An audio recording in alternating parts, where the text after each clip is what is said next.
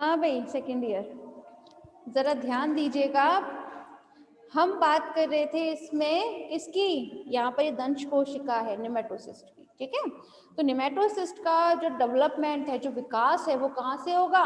वो एक विशेष प्रकार की कोशिकाएं होती हैं जिन्हें हम बोलते हैं नेमेटोब्लास्ट। तो नेमेटोब्लास्ट से उनका वो बनती है, मतलब ठीक है, उनका विकास होता है, डेवलपमेंट होता है। तो चले, हमने यहाँ बात कर ली थी लासो है, यहाँ पे साइटोप्लाज्म है। साइटोप्लाज्म में बहुत सारे सेल ऑर्गेनेल मतलब कोशिकांग उपस्थित होते हैं, ठीक है। और साथ में यहाँ एक बहुत नुकीली संरचना पाई जाती है, ठीक है। और उस नुकीली संरचना को हम बोलते हैं नीडोसिल। किस नाम से बोला जाता है? नीडोसिल के नाम से जानते हैं इसे हम। अब यहाँ पर इसमें एक ऊपर की तरफ ऑपरकुलम क्या उपस्थित होता है? ऑपरकुलम। मैम से आप ऐड क्यों नहीं कर रहे? हाँ भाई, अगर हम बात करें इसके उसमें मतलब नीडोसिल है या ऑपरकुलम जो है, ऑपरकुलम मतलब होता है इसका एक तरीके से माउथ, जहाँ पर ओपनिंग होती है। एक्चुअली ऑपरकुलम मीन होता है ओपनिंग, ठीक है। ओपनिंग के नीचे यहाँ पर ये दो बहुत छोटी छोटी पिन लाइक स्ट्रक्चर होते हैं, जिसे हम बोलते हैं बार्ब। किस नाम से जानते हैं? बार्ब के नाम से जानते हैं। बार्ब से नीचे की तरफ यहाँ पे कुछ इस तरह कॉइल्ड थ्रेड मतलब इस तरह से कुंडलित धागे नुमा एक संरचना पाई जाती है, ठीक है। जो क्या होता है उसे हम बोलते हैं दंश कोशिका। यही एक तरीके से दंश, यही है एक दंश, ठीक है, निमेटो। तो दंश जो है वो ये इस तरीके से है, कॉइल्ड थ्रेड लाइक स्ट्रक्चर। अब होता क्या है, थोड़ी देर पहले ही बताया कि ये भाई एक जगह पर स्थित है, ये तो मूव नहीं कर सकता, लेकिन ये क्या मूव कराता है? अपने टेंटिकल्स को इस तरह से पानी में इस तरह मूव कराता है। सपोज कीजिए यहाँ से कोई भी एक ऑर्गेनिज्म मतलब कोई भी एक जंतु गुजरता है, ठीक है।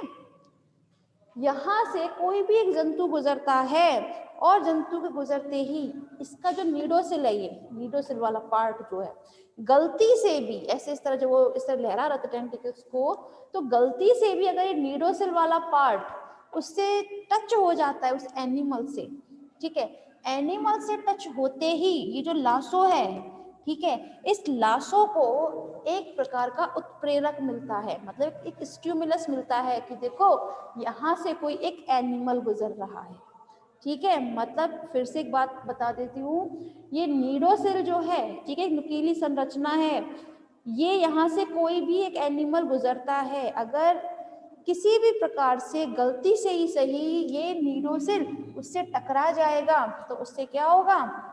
टकराते ही लासो जो है इसको एक प्रकार का स्टिमुलस मिलता है कि यहाँ से कोई एक एनिमल गुजर रहा है। जैसे ही इसको उत्प्रेरक मिलेगा, ठीक है, तो एक स्प्रिंग की तरह काम करेगा। स्प्रिंग मतलब समझते हैं ना? तो स्प्रिंग की तरह काम करते ही ये अपने ऊपर वाले इस पोर्शन को थोड़ा सा पुश करेगी। पुश करते ही इसका जो अपर कोलम वाला पार्ट होता है ये खुल जाएगा, ठीक है। देखें यहाँ पर ये अपर कोलम वाला पार्ट जो था वो एक तरीके से खुल गया। अपर कोलम वाला पार्ट जैसे ही खुलता है तो ये जो दो पिन लाइक स्ट्रक्चर थे ना, मतलब बार्ब, ठीक है, ये जो बार्ब थे ये फटाफट से बाहर निकल आएंगे और इससे जो कॉइल लाइक स्ट्रक्चर जो है ये, ठीक है, धागा जो है कॉइल लाइक, ये भी इसमें से फटाफट से बाहर आ जाएगा, ठीक है। इसका सबसे अच्छा एग्जाम्पल बताती हूँ, इसको दोबारा बताऊँ, चिंता ना करें आप। देखें, आप लोगों ने कभी बचपन में गोली चलाई है? वो जो उस टाइप की होती है बंदूक बच्चों वाली, जिसमें कोई शक्कर टाइप लगा रहता है, जो दीवार पे चिपक जाती है, जो इस तरह से नली सी होती है, फटाफट से ऐसे चलाते हैं बच्चे तो उसको कहीं भी चिपका देते हैं, उसकी वो आगे की तरफ से उसको लगाते हैं। मैं समझ नहीं पा रही किस तरह बताऊँ मैं। तो उसमें काम क्या किस तरह करती है? उसमें सारा काम होता है स्प्रिंग का।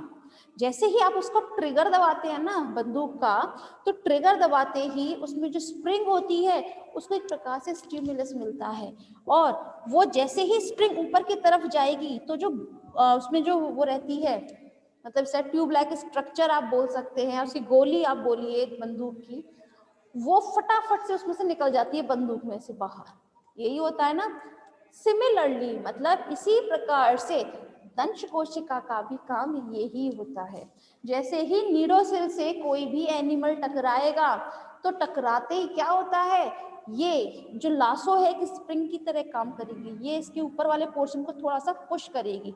पुश करते ही ये जो अपर कॉलम वाला पार्ट होता है ये खुल जाएगा। यहाँ से खुलते ही ये जो बार्ब है, पिन लाइक स्ट्रक्चर, बार्ब बाहर आएंगे और ये थ्रेड वाला जो वर्क है ये, ठीक है, ये जो धागा है ना, मतलब जो एक दंश है इसका, ठीक है, ये दंश भी इस अपर कॉलम में से बाहर आ जाएगा लाइक दिस। दिख गया ये, इसमें पहले यहाँ पर था ना ये, लेकिन जैसे यहाँ से कोई एनिमल गुजरा होगा वैसे ही इसमें से वो बाहर आ जाएगा तुरंत। इसका यहाँ पे इस जगह पर जहाँ पे दंश कोशिका थी वहां पर क्या उपस्थित होता है, एक प्रकार का टॉक्सिकेंट, ठीक है। टॉक्सिकेंट मतलब होता है एक तरीके से जहर मान के चले उसे आप, ठीक है। तो यहाँ पर टॉक्सिकेंट उपस्थित था। अब जैसे ही कोई एनिमल यहाँ से गुजरा था तो ये बाहर आया था इसका थ्रेड, ठीक है, मतलब ये दंश जो है बाहर आएगा, तो बाहर आते ही जो एनिमल गुजर रहा होता है उसकी बॉडी में ये इस तरह पिंच कर देता है उसको, इस तरह से इसमें जो क्या था, एक टॉक्सिकेंट, एक जहर जो था वो उसकी बॉडी में प्रवेश करा दिया जाता है इस धागे नुमा संरचना के द्वारा, ठीक है। दंश के द्वारा क्या करते हैं, उस वाले दूसरे वाले जंतु की बॉडी में उसको प्रवेश करा देते हैं। जैसे ही वो प्रवेश करता है तो जो एनिमल होता है जो यहाँ से गुजरता है उसको वो एक थोड़े टाइम के लिए निष्क्रिय हो जाता है, ठीक है। क्या हो जाता है, थोड़े टाइम के लिए निष्क्रिय हो जाएगा। तो जैसे निष्क्रिय होता है तो बाकी के जो टेंटिकल्स होते हैं उसको उठाकर, मतलब उसको इजीली ग्रैब करके उसको अपने माउथ में जो हाइपोस्टोम होता है उसमें डाल लेते हैं, ठीक है, समझ रहे हैं। एक बात और खास, एक साथ यहाँ पे बहुत सारी इस तरह टेंटिकल्स मूव कर रही थी, तो एक साथ बहुत सारी दंश कोशिकाएं निकलती हैं इस तरह, ठीक है, एक साथ अटैक करेंगी उस पर। और अटैक करने के बाद में ये एक बार जैसे ही ये जो दंश है एक बार इसमें से निकल जाएगा बाहर, तो ये कभी भी उसको वापस नहीं लेते इसमें, ठीक है, उसमें कभी भी वापस नहीं लिया जाता। एक बार निकल गया तो निकल गया, अब उसको दोबारा वापस नहीं लिया जाएगा। अब उसके बाद में होता क्या है, ये यहाँ से टूट जाती है कुछ टाइम के बाद। अब चूंकि ये तो भाई निकल चुकी है, अब किसी काम की नहीं है, ये बेकार हो चुकी है दंश, तो अब क्या करेंगे, यहाँ से ये टूट जाएगी, बाकी का पोर्शन जो रह जाता है टूटने से उसको इसकी बॉडी जो है वो एब्जॉर्ब कर लेगी, मतलब उसको अवशोषित कर लिया जाएगा, ठीक है। और आपको थोड़ी देर पहले बताया था कि भाई ये तो बनता रहता है, किसके द्वारा बनता है, नेमेटोब्लास्ट के द्वारा बनती रहती है, तो यहाँ पर दोबारा बन जाएगी वो तो, ठीक है, यहाँ पर बनने को तो ये दोबारा बन जाएगी। लेकिन इसका कहने की बात ये है कि एक बार जैसे ही ये दंश एक बार निकल जाएगा ये दोबारा कभी भी वापस नहीं लिया जाता, ये खराब हो जाता है, ठीक है। समझ में आया यहाँ तक? दंश कोशिका का चलना समझ में आया, किस तरह से दागे जाते हैं भाई दंश कोशिका, निमेटोसिस किस तरह से भाई डिस्चार्ज होते हैं, क्लियर है? सेकेंड ईयर बताएं, रिपीट करना है तो बताएं आप। यस मैम, उसके टूटने के बाद भी उसमें जहर होता है क्या? जहर का मतलब यहाँ पर पूछ रहे हैं या फिर इसमें पूछ रहे हैं? देखिए अगर आप यहाँ की बात कर रहे हैं सौरभ तो सुनिएगा, यहाँ का तो उसने कर ही दिया है सारा, उस दूसरे वाले एनिमल में इंजेक्ट कर दिया है, ठीक है, लेकिन यहाँ पर जो है वो यहाँ पर और टॉक्सिकेंट मौजूद होता है जो टाइम टू टाइम और बनता रहता है, ठीक है ना। ये तो जितना इसमें रहता है बाकी तो इसमें चला ही जाता है, मगर कुछ इसमें टॉक्सिकेंट रह जाता है जो यहाँ पे दूसरी बनेगी आपकी ये, ठीक है, दंश बनेगा दूसरा, वो बाकी उसमें चला जाएगा, ठीक है। तो यहाँ पर ये टॉक्सिकेंट जो है वो यहाँ पर मौजूद रहता है। और ये जो टॉक्सिकेंट है ना इसे हम बोलते हैं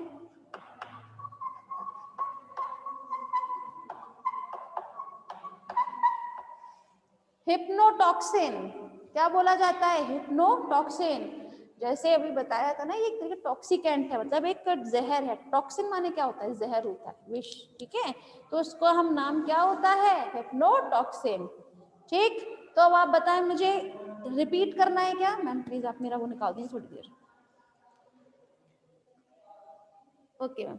अच्छा, रिपीट तो नहीं करना ना, अब ये आगे बढ़ा जाए फिर।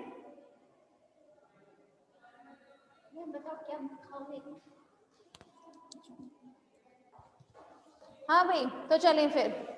अब हम बात कर लेते हैं, यहाँ पर हमने सीख लिया किस तरह से इसने यहाँ से दागी थी अपनी दंश कोशिका, ठीक है। ये जैसे डिस्चार्ज होती है, इसने यहाँ से फूड निष्क्रिय हुआ, निष्क्रिय होते ही ये इसने डाल दिया अपने हाइपोस्टोम में, ठीक है।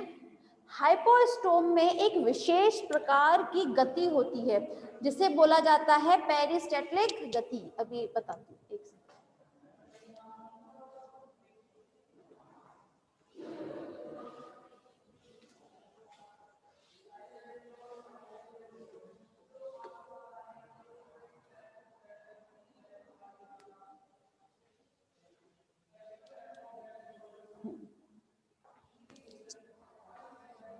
समझिएगा, हाइपोस्टोम में जैसे ही भोजन पहुंचेगा इसका, वैसे ही क्या होगा, वहां पर एक विशेष प्रकार की गति होती है जिसे हम बोलते हैं पेरिस्टेटलिक गति,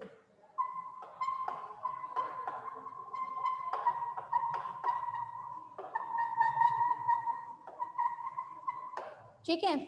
जिसकी मदद से ये जो खाना है, ठीक है, जो भोजन था वो कहाँ जाएगा? नीचे जाएगा, और नीचे कहाँ जाता है? गैस्ट्रोवेस्कुलर कैविटी में जाता है। कहाँ जाता है? गैस्ट्रोवेस्कुलर कैविटी में जाएगा। यहाँ की जो कोशिकाएं होती हैं, ठीक है सेकेंड ईयर, ये कोशिकाएं कुछ कूट कोशिका बनाने की वो रखती हैं, सक्षम होती हैं, मतलब ठीक है, बहुत इजीली कूट कोशिका बना लेती हैं। कूट कोशिका अभी फिलहाल तक समझिएगा कि यहाँ की कोशिकाएं क्या कर लेती हैं? कूट कोशिकाएं बनाती है। वो किस तरीके से हेल्प करती है डाइजेशन में, अभी बात करते हैं जरा, ठीक है। साथ में यहाँ पर पाए जाते हैं फ्लैजिला। क्या पाए जाते हैं? फ्लैजिला। ये फ्लैजिला भी मदद करते हैं इसमें, किसमें? कि ये आगे जाकर किस तरीके से फूड मटेरियल जो है वो नीचे की तरफ रन करेगा।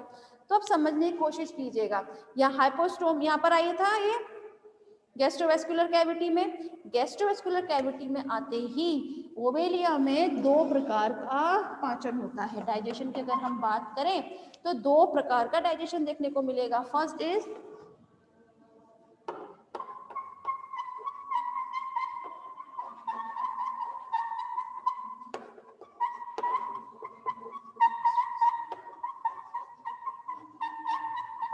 इंट्रासेल्यूलर एंड एक्स्ट्रासेल्यूलर, ठीक है। इस टाइप के इसमें क्या डाइजेशन देखने को मिलते हैं, मतलब अंतः कोशिकीय बाह्य कोशिकीय पाचन इसमें देखने को मिलता है। तो इसमें होता क्या है, जैसे ही फूड मटेरियल इसमें जाएगा, ठीक है, तो यहाँ पर एक विशेष प्रकार की गति होती है, मतलब आपने सुना होगा क्रमानुकुंचन, बोलते हैं ना क्रमानुकुंचन गति। तो क्रमानुकुंचन गति ऊपर नीचे इस तरह से होती है हमेशा, ठीक है। इसकी मदद से, क्रमानुकुंचन गति की वजह से यहाँ पर जो फूड मटेरियल जाएगा, ठीक है, वो अच्छे से पीस लिया जाता है इस गति की वजह से, ठीक है। क्रमानुकुंचन गति की वजह से क्या होगा, यहाँ पे गैस्ट्रोवेस्कुलर कैविटी में भोजन को अच्छे से पीस लिया जाएगा। मैंने बताया था कि इस यहाँ की जो कोशिकाएं होती हैं वो कुछ कोट कोशिका बनाने में सक्षम होती हैं। अब यहाँ पर सुनिएगा, यहाँ पर क्या किया था इन्होंने, बहुत अच्छे से पीस लिया, फिर जो कूट कोशिकाएं जो थी वो उस भोजन के जो कण है जिसको पीसा गया था उसे फिर वो नीचे की तरफ लेकर आती है, ठीक है। कहाँ लेकर जाती है उसको? फिर गैस्ट्रोवेस्कुलर कैविटी से आगे की ओर लेके जाती है। भाई काफी बच्चे कहाँ जा रहे हैं अब, ठीक है। उसके बाद क्या होता है समझने की कोशिश कीजिएगा, यहाँ पर ये जो फ्लैजिला होते हैं वो भी किसमें मदद करते हैं इसके?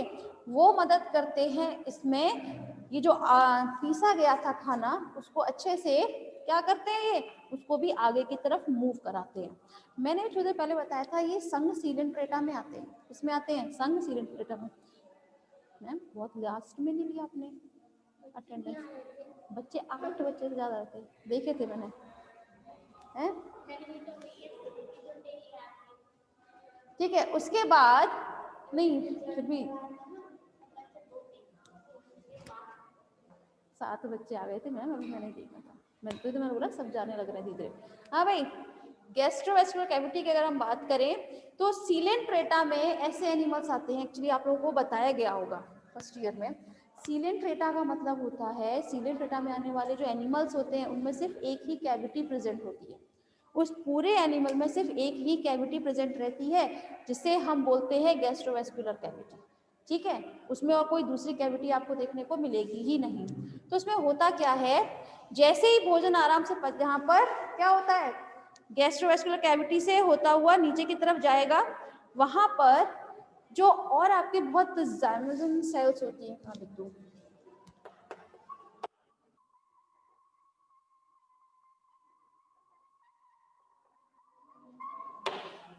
जो ज़ाइमोसिन सेल्स होती हैं, ये यहाँ पर सेल्स क्या काम करती हैं, ये सेल्स यहाँ पर कुछ एंजाइम का सीक्रेशन करती हैं, और इसकी वजह से यहाँ गैस्ट्रोवेस्कुलर कैविटी में एक विशेष प्रकार के माध्यम बनते हैं। स्टार्टिंग में तो वो माध्यम कैसे होंगे, क्षारीय प्रकार के होंगे, उसके बाद में फिर वो माध्यम अम्लीय प्रकार का हो जाता है, उसके बाद फिर वो क्षारीय माध्यम का होता है। ये तो हम लोगों में भी होता है ना, पहले हमारे माध्यम क्या होगा, पहले बेसिक के होता है, उसके बाद एसिड हो जाता है, फिर बेसिक हो जाता है।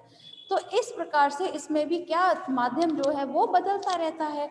और इसका जो इजेशन की अगर हम बात करते हैं, मतलब बहिर्क्षेपण जिसे हम हिंदी में बोलते हैं, कि इसने जो भाई यहाँ पर इसने खाना आराम से डाइजेस्ट किया है, नीचे की तरफ गया, लेकिन अब आगे होता क्या है, मैंने बताया इसमें सिर्फ एक ही कैविटी प्रेजेंट है।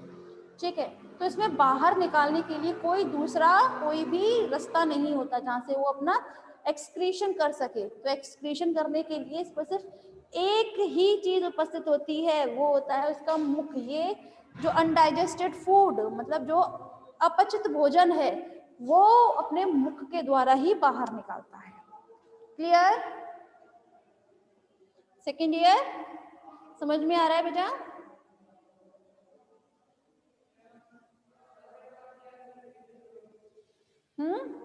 समझ में आया बेटा?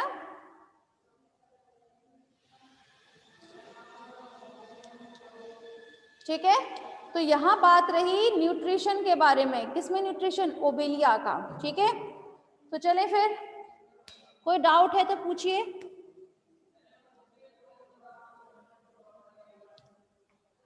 नहीं तो चलो फिर आगे बढ़ते हैं।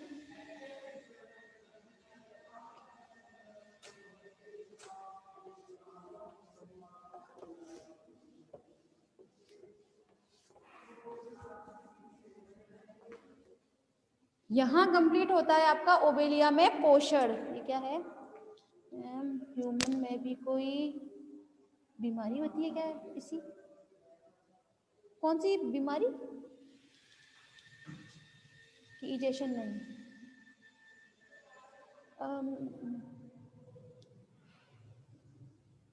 अच्छा हाँ बेटा, बिल्कुल बिल्कुल बिल्कुल बिल्कुल, अगर इजेशन में प्रॉब्लम होती है ना, तो वाकई में डॉक्टर से कंसल्ट करना चाहिए, ये भी क्रेज बीमारी में ही आता है। ठीक है, चलिए फिर सेकेंड ईयर आज के लिए बस इतना ही, बाकी कल बात करते हैं मैम।